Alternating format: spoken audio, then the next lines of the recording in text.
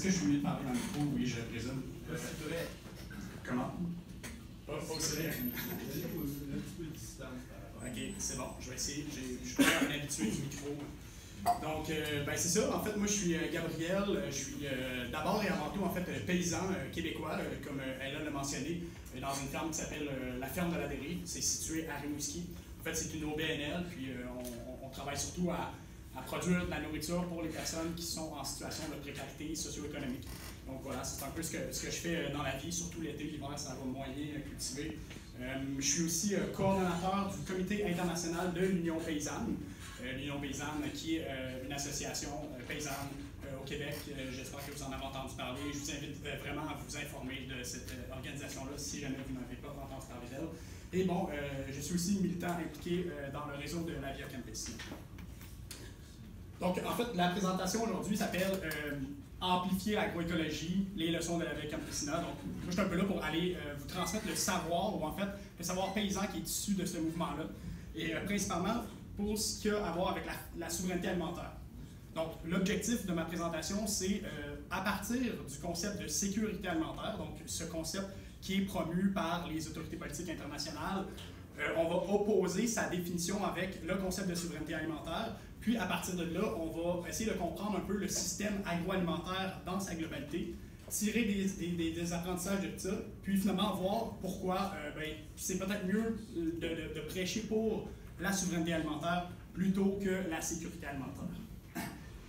Donc, amener l'agroécologie à un autre niveau, c'est l'enseignement que veut partager la Via Campesina dans son objectif d'atteindre un monde plus juste où la paysannerie, conjointement aux citoyens et citoyennes qui composent sa communauté, détiendrait les moyens pour décider véritablement de leur avenir. Pour amener globalement l'agroécologie à un autre niveau, il faut comprendre le système agroalimentaire dans sa globalité et donc identifier les obstacles qui retiennent le déploiement de cette agroécologie. Donc, pour y arriver, la Via Campesina et sa base, puisqu'elle est issue de sa base, propose aux paysans, paysannes, citoyens, citoyennes, à tout le monde, dans le fond, elle propose en fait un projet mobilisateur autour duquel s'unir pour mener à terme ce vaste projet d'un monde où les circonstances sociales, économiques et politiques permettraient la survie de la paysannerie, à savoir la souveraineté alimentaire. Parce qu'actuellement, en fait, dans un monde globalisé, de surcroît capitaliste, propulsé par le moteur du néolibéralisme, la paysannerie a du mal à tirer son épingle du jeu. C'est vrai en Amérique du Sud, c'est vrai en Afrique, c'est vrai en Asie, mais c'est aussi vrai au Québec. C'est important de le mentionner. Puis bon, les raisons de ça sont multiples, mais la plus fondamentale, je dirais, selon notre perspective, c'est que la conjoncture économique avantage les gros joueurs. Puis ça se fait au détriment des petits. Je ne le martellerai jamais assez, ça avantage les gros joueurs au détriment des petits, comme moi, comme les paysans, les paysannes. Donc, Sweezy et Barron, qui sont deux auteurs néo-marxistes, avaient déjà théorisé en 1966 dans leur ouvrage intitulé Monopoly Capital que tous les secteurs de l'économie tendent vers la concentration, la consolidation, la monopolisation des acteurs économiques. Aujourd'hui, c'est plus simplement théorique, puis le secteur agroalimentaire en est un exemple éloquent. On peut penser entre autres à la méga-fusion Monsanto-Bayer ou à ces 40 entreprises agrochimiques qui existaient en 1970 et qui ne sont plus que 5 en 2018. On peut penser par exemple à Cargill, qui est le seul acheteur de soya et de maïs en Amazonie brésilienne, puis même dans le nord du Mato Grosso. Ou, pour nommer un exemple plus local, on peut penser à la présence de deux seuls acteurs dans l'industrie fromageure québécoise, à savoir Saputo et AgroPur. Donc, le système agroalimentaire est aujourd'hui organisé d'une façon où les gros joueurs, surtout s'ils se conforment aux règles du capitalisme sauvage, c'est-à-dire s'ils n'hésitent pas à avaler les autres avant de l'être eux-mêmes, sont les privilégiés du système. Et bien sûr, ça se réalise au détriment d'une paysannerie affaiblie, puisqu'elle ne bénéficie pas des mêmes avantages, ni même de la même connivence gouvernementale. Donc, c'est dans ce contexte-là que la Via Campesina, ce réseau international dont on a fait la présentation ici avec la vidéo, propose à la paysannerie globale de s'organiser autour du concept de souveraineté alimentaire. C'est-à-dire ce processus qui permet aux individus d'organiser les sociétés de manière à transcender ce monde libéral, ce monde de marché, ce monde d'acteurs et d'actrices égoïstes. puis donc, à partir de là, d'inspirer leur plateforme de revendication politique. Actuellement, la communauté internationale accorde une importance très limitée au concept de souveraineté alimentaire. Bien que, louablement, elle s'époumonne à mettre de l'avant les criants problèmes de faim dans le monde, de sous-nutrition, de malnutrition. Tant mieux qu'elle l'ait compris. Mais, parce que aussi, en fait, il faut mentionner que c'est environ 1 milliard d'individus à l'échelle globale qui souffrent de la faim. Au Québec, pour vous donner un exemple, 2 millions de demandes mensuelles sont faites aux banques alimentaires. Ça, c'était des chiffres de 2017. 2 millions de demandes mensuellement. Au Québec, on n'est pas ailleurs qu'ici. Puis bon, précisons aussi que la corporatisation du secteur alimentaire fait en sorte que c'est surtout les paysans, les paysannes qui sont victimes de cette faim-là. Donc, il y a comme une situation aussi paradoxale de Grèce. Puis bon, la communauté internationale nous propose, en réponse à ce problème, la sécurité alimentaire. C'est donc ce concept-là qui, à l'échelle internationale, guide les stratégies qui visent à combattre la faim. C'est un peu comme le cadre normatif dont s'est dotée la communauté internationale et à l'intérieur duquel elle agit et construit ses politiques. Mais cette notion-là, on le verra, est chargée idéologiquement, puisqu'elle sert des intérêts. Et lorsqu'elle est déployée, ben, on se rend compte qu'elle nuit plus à la paysannerie qu'elle l'aide. Puis finalement, elle a la difficulté à régler véritablement les problèmes de la faim, en plus de ne pas être durable, même à court terme. On en a parlé tout à l'heure de sustainable farming. Donc là, rapidement, en fait, on va survoler le concept de sécurité alimentaire, puis bon, je me permettrai d'identifier certaines limites, c'est-à-dire de pointer les terrains où le concept se refuse d'aller. Finalement, on verra comment les limites du concept mènent à des situations problématiques, selon la GIEC Pessina, et renforcent certains enjeux contemporains préoccupants, notamment celui de la faim dans le monde. Parce que, oui, la sécurité alimentaire contribue à l'insécurité alimentaire. On va investiguer là-dessus. Donc, la FAO, qui est la Food and Agricultural Organization, ils en ont parlé un petit peu, un organe onusien, nous dit que, là je vais vous lire la définition de sécurité alimentaire, la sécurité alimentaire existe lorsque tous les êtres humains ont, à tout moment, la possibilité physique, sociale et économique de se procurer une nourriture suffisante, saine et nutritive, leur permettant de satisfaire leurs besoins et préférences alimentaires pour mener une vie saine et active. On dirait presque le slogan de Activia, mais bon. Donc, c'est une définition qui est porteuse d'un message positif, en apparence. Tu sais, nourrir le monde, c'est un projet vers lequel nos sociétés devraient globalement tendre. Je ne veux pas non plus être contre la vertu. Toutefois, si on s'arrête, ne serait-ce qu'un peu sur cette définition-là, ben, on se rend vite compte qu'il y a certains éléments primordiaux qui sont simplement éclipsés. Donc, on y va. Il n'y a pas d'importance accordée à la façon dont la nourriture est produite, d'où elle vient et qui la produit. Donc, si on se pose la question, comment a-t-on produit l'aliment qui te nourrit? Ben, lorsqu'on se trouve en état de sécurité alimentaire, selon cette définition-là, ben, il semble qu'on puisse omettre de se questionner sur l'agrosystème qui a produit l'aliment. Donc, ton repas peut avoir exigé l'utilisation de pesticides cancérigènes ou avoir contribué directement à la perte de la biodiversité ou encore avoir demandé l'exploitation d'une travailleuse guatémaltèque ou d'un travailleur migrant. On s'en fout. Le repas qui se trouve devant toi indique que tu as été sécuritairement alimenté. Donc, d'où vient l'aliment produit? C'est-à-dire de quelle région géographique? Lorsqu'on se trouve en état de sécurité alimentaire, toujours selon la définition, bien, on peut éviter de considérer sur quelle distance l'aliment a été transporté et donc ne pas parler de la consommation d'énergie carbonée qui a été employée pour amener cet aliment-là du point A au point B. Ensuite, un troisième élément que je dirais qu'il faut absolument mentionner, c'est que seuls les individus qui consomment la nourriture sont inclus dans cette définition-là. Donc, on assume que le producteur, la productrice, ne sont qu'un simple maillon d'une chaîne d'approvisionnement complexe, puis qu'au début de cette chaîne-là, ben, dans le fond, tu as le petit fermier ou la petite fermière, puis qu'à la fin, tu as le supermarché pour l'individu qui consomme. Donc, c'est comme si, dans le fond, la production puis la consommation n'étaient pas liées. Pire encore, c'est comme si l'agriculture et l'alimentation étaient deux concepts qui ne pouvaient pas s'unir. Genre, en tout cas, pour moi. Tu sais, tant qu'ailleurs, on pourrait dire de la sécurité alimentaire, ben, on est en état de sécurité alimentaire lorsqu'on a construit suffisamment de supermarchés. Ça reviendrait comme un peu au même. C'est absurde, mais c'est un peu ce que la définition dit.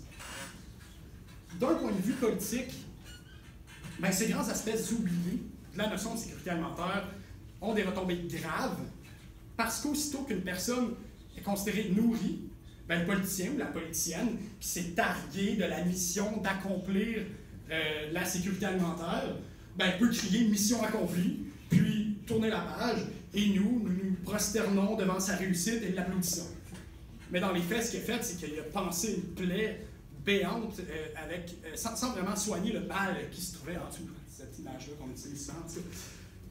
Et un fait intéressant aussi avec la sécurité alimentaire, c'est que le concept de sécurité alimentaire, tel que promu par les autorités internationales, fait appel à une certaine durabilité. Hein? La définition nous dit la sécurité alimentaire existe lorsque tous les êtres humains ont, à tout moment, la possibilité, blablabla, blablabla, saine et active. La sécurité alimentaire, dans les faits, devrait exister quand tous les êtres humains sont nourris pour toujours. On s'entend. Parce que sinon, on ne peut pas vraiment parler de sécurité. Si tu peux manger une semaine, mais pas l'autre, tu n'es pas dans un état où tu peux dire que tu es sécuritairement nourri. Mais que ta sécurité alimentaire soit assurée par des aliments qui ont parcouru des milliers de kilomètres, bien ça, c'est pas une préoccupation pour le concept et les tenants du concept de la sécurité alimentaire. Puis, bon, petite parenthèse, si nos sociétés poursuivent leurs activités sans un changement radical... Allô? Ça marche? Donc, si nos sociétés poursuivent leurs activités sans un changement radical dans leur façon de produire, dans leur façon de consommer, ben c'est littéralement un cataclysme qu'on va rencontrer l'autre bord de la porte. Puis là, je dis pas ça pour être alarmiste. C'est pas les commentaires du petit paysan aventuré en sol montréalais qui vient vous dire ça. Ça, c'est des apprentissages du GIEC, le groupe intergouvernemental d'experts sur le climat, ou le IPCC là, pour la traduction. Okay. Donc, vouloir la sécurité alimentaire sans même questionner la dangerosité d'un système agroalimentaire qui repose sur le transport global de la nourriture, mais c'est vouloir nourrir durablement des gens avec des moyens qui sont non durables. Pour la Via Campesina, c'est évidemment une incongruité. Hein? Puis, j'espère que pour vous aussi. Donc, c'est pas pour être alarmiste, mais l'agriculture industrielle est responsable de 20 à 22% des gaz à effet de serre globaux, alors que le transport, lui, est responsable d'environ 18% des gaz à effet de serre globaux. Lorsque nos autorités politiques, soucieuses de voir leur population bien nourrie, le fait en faisant l'apologie d'un concept qui est responsable de 40% des émissions globales de gaz à effet de serre, je me pose des questions. La Via Campesina, ça pose des questions. On se demande, on se dit, coudonc, c'est-tu de l'insouciance? C'est-tu de l'inconscience? Ou ça serait pas plutôt de la connivence avec nos gouvernements? T'sais, on se pose des questions de même.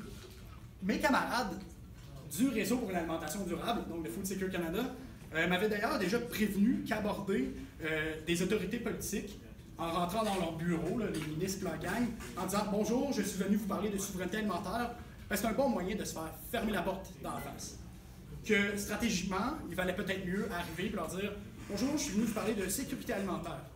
Hein? La sécurité alimentaire revêt d'un attrait plus grand pour nos dirigeants et nos dirigeantes, puis ça a au moins, à leurs oreilles, le mérite de ne pas ébranler le statu quo dont ils se satisfont si bien. » Mais pourquoi d'emblée, la communauté internationale et nos autorités politiques n'ont pas préféré se doter d'un concept véritablement directeur, comme celui de la souveraineté alimentaire, c'est-à-dire d'un concept qui prendrait en considération les limites que je vous ai exposées, à savoir que déconnecter l'agriculture de l'alimentation, ça peut mener à d'autres problèmes, ou qu'ignorer passivement la provenance des aliments, ça peut aggraver des enjeux courants. C'est qu'en fait, la sécurité alimentaire est un concept dont la définition trouve une grande partie de sa signification lorsqu'elle est réfléchie dans le paradigme économique sous lequel elle est mise en action. J'espère qu'on me suit là-dessus. à savoir un système capitaliste, de surcroît néolibéral. Donc, dans un système où la circulation des biens dépend en grande partie de leur caractère marchand, donc du fait qu'il soit une marchandise, c'est-à-dire qu'un bien doit avoir une valeur d'échange qui permette à quelqu'un d'en tirer un profit pour pouvoir circuler. Je viens de vous résumer le système. Ben, la construction d'un système d'échange qui opérerait sur d'autres bases est simplement impossible. Ou du moins, le défi devient trop grand pour nos gouvernements. Peut-être.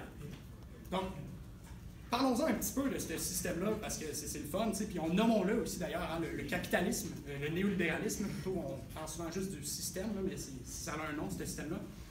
Une de ses caractéristiques, en fait, du système agroalimentaire, ben, du système agroalimentaire global, du système agroalimentaire canadien, du système agroalimentaire québécois, ben, c'est qu'il est orienté vers le commerce international, entre autres.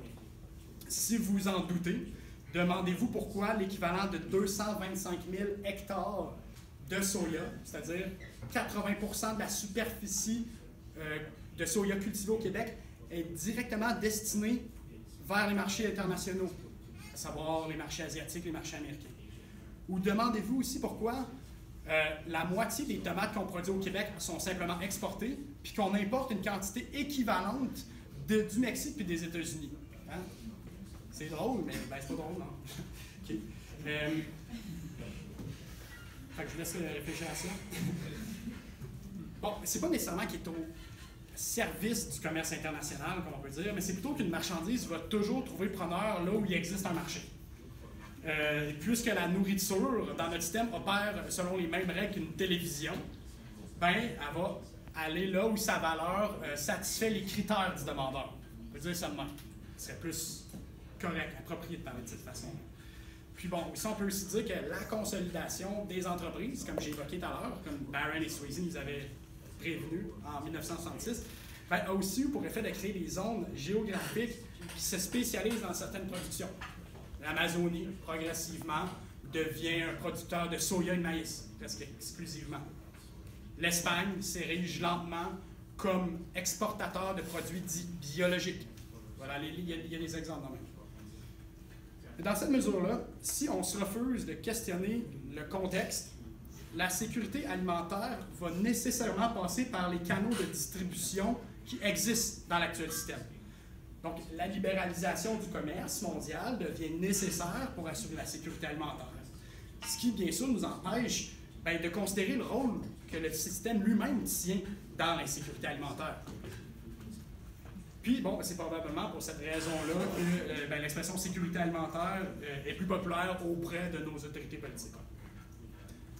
En promouvant la notion de sécurité alimentaire auprès des différentes instances, on omet d'identifier les causes de l'insécurité alimentaire. C'est ce que j'ai expliqué. Donc, on peut se poser la question, quel rôle joue la libération du commerce mondial dans l'accroissement des inégalités sociales et donc sur l'état de la faim dans le monde? Puis non seulement ça, la libéralisation du commerce mondial, ou seulement le commerce international, devient en quelque sorte la réponse qu'on a trouvée pour mettre fin à la faim. Mettre fin à la faim. Le canal, c'est le canal qui est mis à notre disposition pour assurer la redistribution des denrées alimentaires. Parce que la sécurité alimentaire ne propose pas de changement. C'est pas ça qu'elle fait. Elle dit simplement que tout le monde doit être nourri. Et puisque le changement n'a pas sa place dans sa définition, il revient aux corporations d'assurer la redistribution des aliments à l'échelle globale. Donc, on s'en remet aux agents économiques qui ont su s'imposer dans ce système-là, et bien sûr, ça s'est fait au détriment d'une paysannerie affaiblie, d'un mois qui cherche des débouchés commerciaux à Rimouski, mais qui a un peu de difficulté, fait qu'il faut qu'il mange bien des radis. C'est vrai, hein, ce problème-là, des fois. Donc, je répète un peu, là.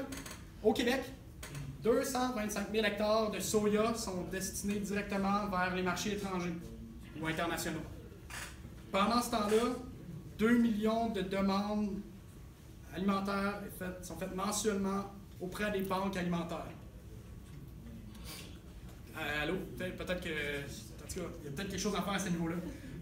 Parallèlement, nous, paysans, paysannes, on n'est pas autorisé à produire plus de 99 coques à chair de poulet qu'on produit pour la chair. Au Québec, on n'est pas autorisé d'en produire plus de 99, c'est la loi.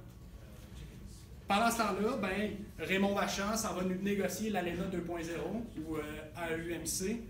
Puis, le traité nous dit que dès la première année d'entrée en vigueur, 47 000 tonnes de poulets pourront franchir la frontière en provenance des États-Unis pour venir sur nos marchés.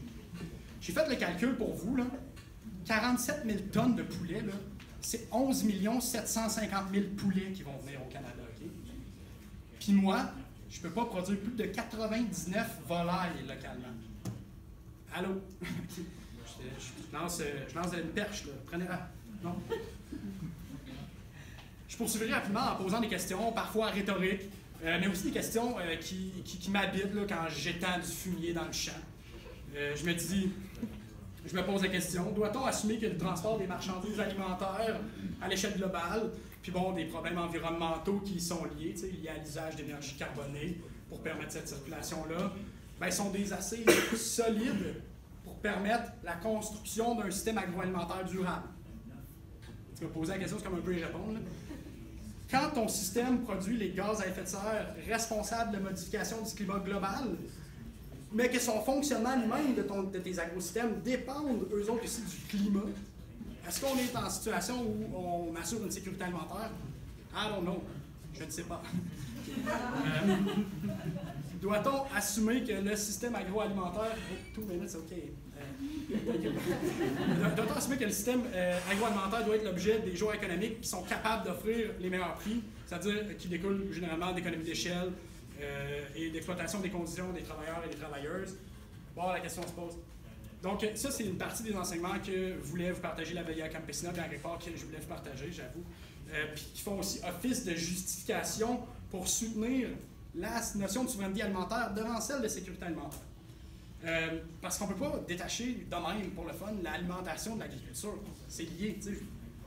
C'est sûr que notre dernier rapport à l'agriculture de nos jours, c'est l'épicerie, on dirait. Donc, la sécurité alimentaire, en fait, ça permet à l'industrie d'être au cœur de la solution de la faim dans le monde. Alors qu'au final, l'industrie, ben, c'est de l'argent qu'elle veut se mettre dans les poches. C'est pas des bouches qu'elle va nourrir. Là. On n'est pas en train de demander aux bonnes personnes de régler le problème qu'on a identifié. C'est ça qu'on est en train de faire. Je voudrais donner un exemple, en tout cas, mais je ne suis pas capable. Donc, faire la promotion de l'agriculture industrielle aussi, en fait, c'est produire une nourriture ou distribuer une nourriture qui n'est pas culturellement adaptée. C'est carrément du colonialisme culturel. Un jour, j'étais en Thaïlande, en tout cas, je vous épargne les détails. Il y a des chips Lays là-bas. J'étais comme, ah, les Thaïlandais mangent des chips Lays, toi. Moi, je pense qu'en tout cas, ça, pour moi, c'est du colonialisme culturel dans le secteur alimentaire. Aussi, l'agriculture industrielle, ben, c'est une nourriture qui est polluante, entre autres par le transport, aussi par la façon dont elle est produite. Puis finalement, ben, c'est une nourriture qui exige l'exploitation de travailleurs et de travailleuses. C'est pas bon. Merci.